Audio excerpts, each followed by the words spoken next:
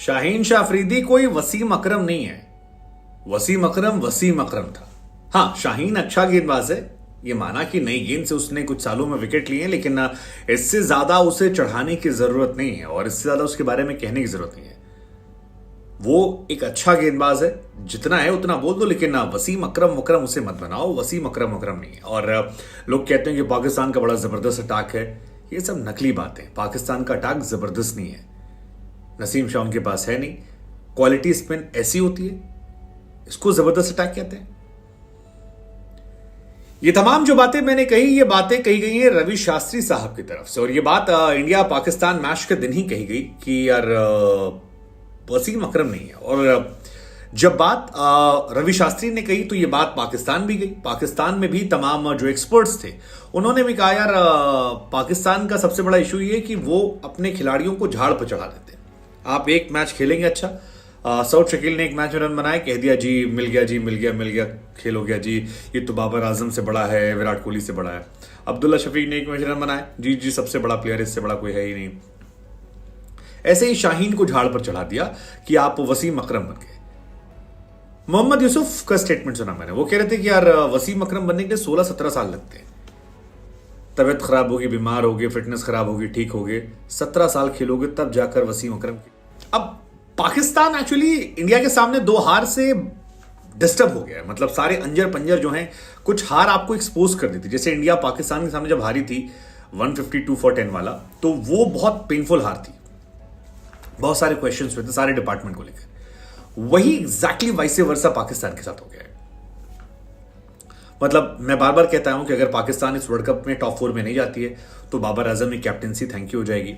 हालांकि कप्तान बनने के लिए उनके पास जो ऑप्शंस हैं उसमें मेरे हिसाब से व्हाइट बॉल क्रिकेट में सिर्फ एक प्लेयर उनके पास है, शाहीन शाह अफरीदी, बाकी कोई नहीं है। शादाब खान हो सकता अगले मैच में ना खेले, मतलब मुझे तो लग रहा है कि नहीं खेलेंगे वो। 90% चांसेस मुझे लग रहे हैं कि शादाब खान को अगले मैच में रेस्ट देना चाहिए, उसामा मीर आ जाएंगे। सो वो तो वैसे ही बाहर है ऑस्ट्रेलिया के सामने। मतलब ये मेरा अपना एनालिसिस है, हो सकता है मैं गलत हूं। तो इंटरनल कॉन्फ्लिक्ट भी पाकिस्तान टीम में कुछ चल रहे हैं, ये बात सच है। लेकिन बाहर से भी है कि शाहीन की फॉर्म परेशान करने वाली है। और उसके बाद जो बड़े बड़े कमेंट्स आ रहे हैं, हालांकि शाहीन ने अपना काम अच्छा किया था, 6 ओवर में 36 रन दिए थे, विकेट निकाले थे, 2 इंपॉर्टेंट विकेट शुभमन गिल, रोहित शर्मा। लेकिन क्या इतना काफी था?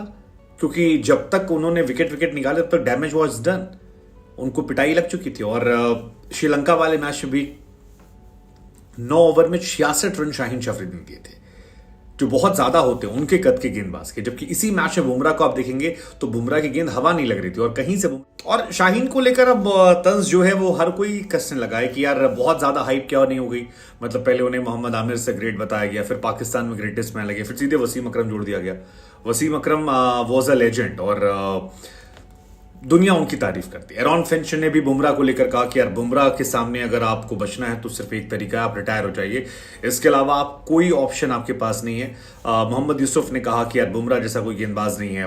वसीम अकरम ने तारीफों के पुल बांध दिए, वकार यूनिस ने तारीफों के पुल बांध दिए। वकार यूनिस ने भी इनफैक्ट यहां तक कह दिया कि बुमराह और इनका कोई कंपैरिजन नहीं है, और बुमराह अभी बहुत बहुत बहुत आगे निकल गए हैं और उनके पास दिमाग है, उन्हें पता है कि कब कहां कितना गेंदबाजी करना है। अब शुरुआत में कहानी थी कि शायद शाहीन को चोट लगी है और उस चोट की वजह से नहीं कर पा रहे, लेकिन अब तमाम लोगों ने कहा कि चोट का मसला नहीं, ये फॉर्म का मसला है। शाहीन शाह अफरीदी अपनी लय भूल गए हैं और ये पाकिस्तानियों को परेशान करने वाली बात है कि उनका जो प्राइम बॉलर है वो समय के साथ बाहर हो गया। लेकिन इसी टाइम पे ये वाली चर्चा भी तेज हो गई, तो हमें लगा हम आपसे पूछ लेते हैं कि यार आपको लगता है कि ये जो कंपैरिजन है कि शाहीन शाह अफरीदी जो है वो वसीम अकरम से आगे, मतलब वसीम अकरम इज लाइक वन प्लेयर जो दुनिया में कोई भी इंसान अगर अपनी टॉप 11 बनाता है सो वसीम अकरम को रख लेता है।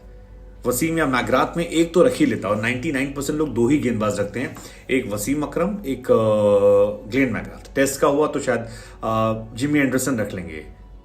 इधर वकार यूनिस भी कह रहे हैं कि यार ये टीम कमजोर लग रही है। पाकिस्तान के बैटिंग कमजोर होने की बात हमेशा आती थी, लेकिन बॉलिंग उनकी स्ट्रेंथ थी।